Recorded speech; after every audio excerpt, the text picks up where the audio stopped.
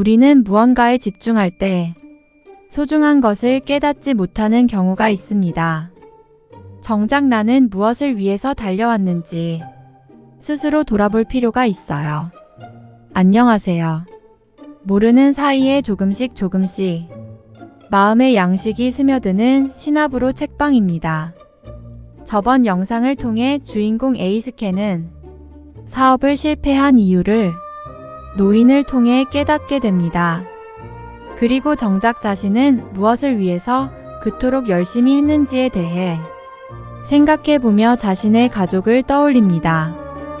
우리가 성공하기 위해 사는 삶은 무엇을 위해서였는지 떠올려보며 이야기 속으로 들어가 볼게요. 3장 부자의 유언. 돈의 지배에서 벗어나려면 주변부터 돌아보라.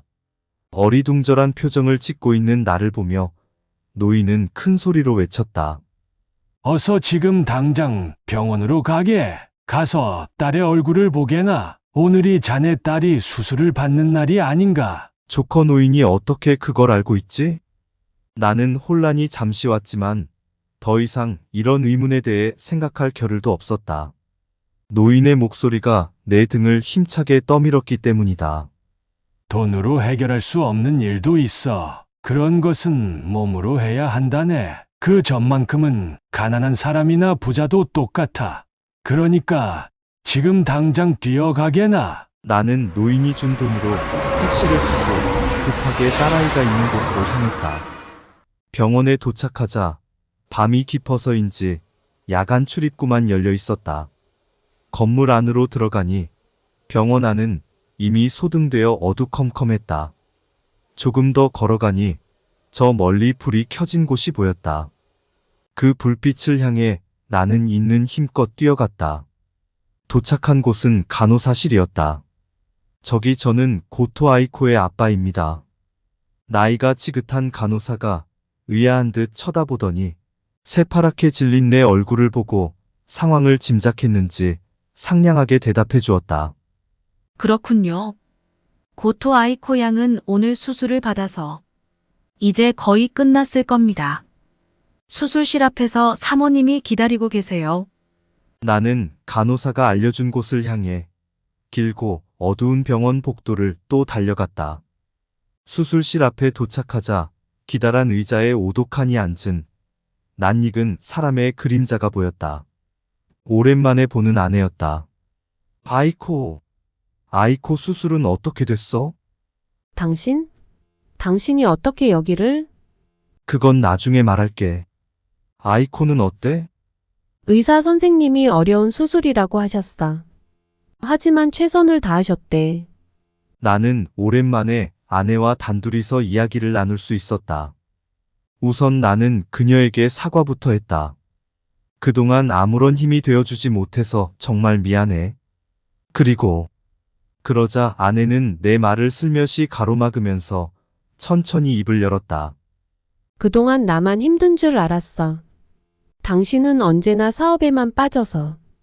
집안일은 나 몰라라 했잖아. 나 혼자서 아이코를 돌봤다고.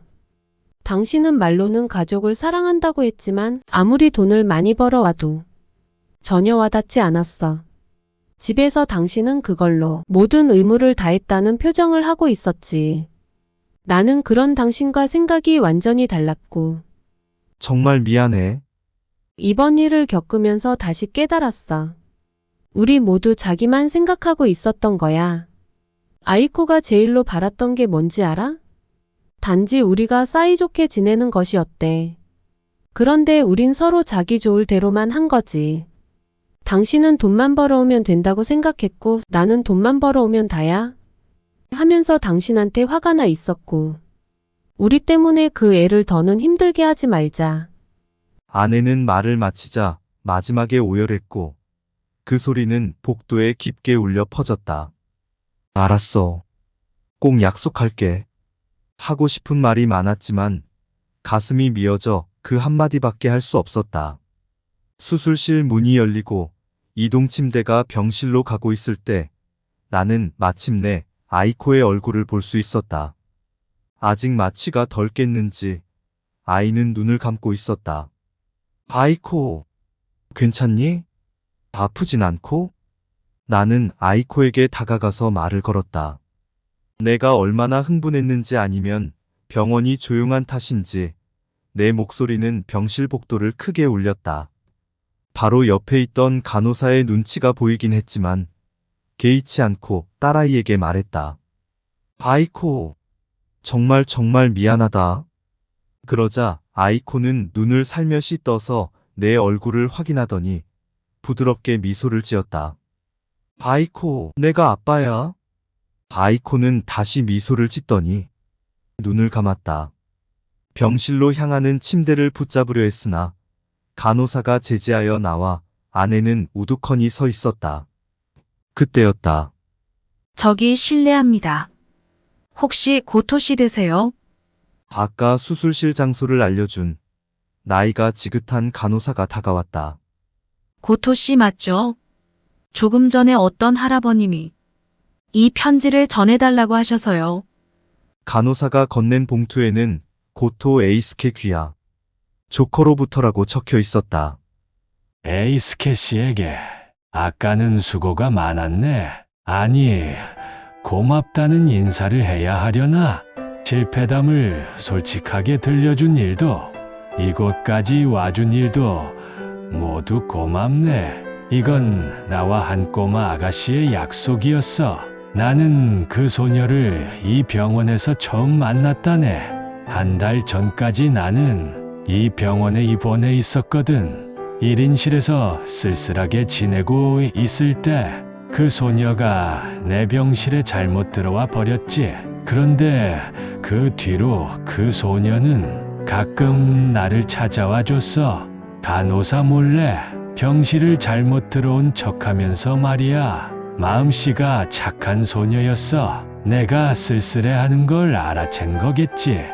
나는 사고로 아내를 잃어 외롭게 지내는 처지였지. 그 마음을 아는지 착한 소녀는 자주 나랑 놀아줬어. 눈치챘겠지만 그 소녀는 자네의 딸 아이코라네. 자네에 대해서는 아이코에게 들어서 알게 됐어. 그 아이는 자네를 아주 많이 좋아하더군. 하지만 아빠가 사업을 하면서 거의 얼굴도 못 보게 되어 속상해했지. 아빠는 매일 바쁘게 지낸다고 했어. 그 이야기를 들으면서 나는 자네에 대해 유추했지. 분명히 돈의 지배를 받고 있을 거라고. 아이코는 매일같이 자네가 찾아오기를 기다리고 있었어. 그런데도 나는 그 아이에게 아무것도 해줄 수 없어 가슴이 아팠지. 나같이 외로운 노인에게도 이토록 자상하게 대해주는 아이를 실망시켜서는 안 된다고 생각했어. 그래서 퇴원할 때 아이코와 약속했다네. 내 아빠를 반드시 이곳에 데려오마라고. 나는 퇴원한 후 모든 수단을 동원해서 자네를 찾았다네. 알겠지만 나도 자네와 같은 사업가일세. 수없이 실패를 겪었지만 그때마다 배우는 게 있었고 이윽고 커다란 성공을 하게 됐어. 돈의 지배를 받은 적도 많았지만 그 지배에서 벗어나면서 비로소 성공을 손에 쥐게 됐다네. 이제 알겠는가? 성공에 필요한 건 도전 정신과 경험이지 돈이 아니란 말일세. 그리고 여러 가지를 경험할 수 있는 환경도 아주 중요하고 나는 실패를 경험한 사람을 높이 산다네. 실패란 결단을 내린 사람만 얻을 수 있는 거니까 다시 한번 사업을 해볼 생각은 없으나 내 회사에도 외식 부문이 있네. 원래 음식으로 시작해 키운 회사지. 그중 한 곳을 맡아서 경영자로 재기해보지 않겠나? 자네의 경력은 충분해. 하지만 자네는 돈이 지닌 신비한 힘을 너무 모르더군. 그래서 자네에게 돈에 대해 조금 가르칠 필요가 있었지. 마음을 열고 내 이야기를 진지하게 듣는지 여부가 자네의 입사시험이었네. 그리고 병원에 이렇게 찾아옴으로써 자네는 인간관계의 새로운 문을 열게 된 거야. 내일부터 아래에 쓰인 사무실로 와주게. 조커로부터. 이 편지를 다 읽었을 때 나는 지난 일을 돌아보며 하염없이 눈물을 흘렸다. 그동안 불운을 한탄하고 주변을 원망하며 아무것도 시도하지 않고 허송세월을 보낸 나 자신이 너무 한심했었다. 나는 돈의 지배를 받아서 주변이 보이지 않게 됐다는 말의 진정한 의미를 비로소 이해하게 됐다. 시간은 어느새 자정을 넘어갔다. 긴 하루가 끝이 나고 다시 새로운 하루가 시작됐다. 나는 아내의 손을 꽉 맞잡았다. 잘 들으셨나요? 주인공은 노인의 호통에 그동안 늘 망설였던 딸이 입원한 병원을 찾아갑니다. 그곳에서 아내를 만나 지난날의 잘못을 뉘우치고 딸아이에게도 사과를 합니다. 노인의 편지에서 주인공에게 성공에 필요한 것은 돈이 아니라 도전과 경험이라고 말합니다. 그리고 주인공은 사업에만 열중하여 가족들을 돌보지 못한 자신을 후회하며 뉘우칩니다. 우리에게 정말 소중한 것은 무엇이고 우리는 무엇을 위해 열심히 살아야 할까요? 다음 영상은 주인공의 이야기를 마무리하며 그에 대한 후기로 마칠 거예요. 이 영상을 시청하신 여러분은 어제보다 더 나은 오늘이 될 것입니다. 이상 신압으로 책방이었습니다. 안녕.